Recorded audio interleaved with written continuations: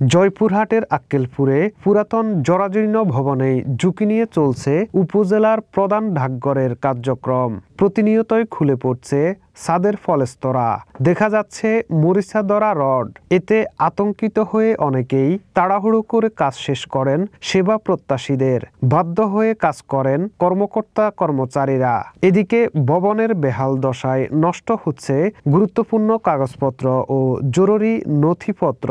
দীর্ঘদিন সংস্কার বা মেরামত করা হয়নি ভবনটির। ইলেকট্রনিক সঞ্চালন লাইনগুলো সেই পুরাতন আমলের। দীর্ঘদিন সংস্কার না করায় যে কোনো সময় অগ্নিকাণ্ড সহ বড় ধরনের দুর্ঘটনা ঘটার আশঙ্কা করছেন কর্তব্যরতরা এবং সেবা প্রত্যাশীরা।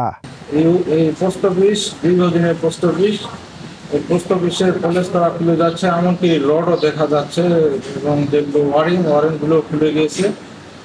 আমরা কর্তৃপক্ষকে জানিয়েছি, কর্তৃপক্ষ চিঠি লিখছে, লেখার পরে কর্তৃপক্ষ এখানে তদন্ত করছে।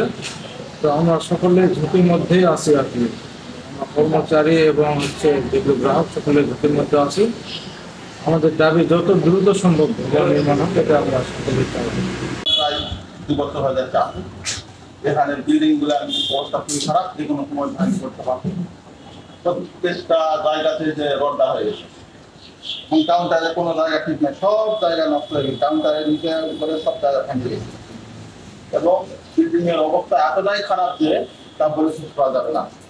অতি জরুরিতে বিল্ডিং মেরামত করা বিশেষ প্রয়োজন।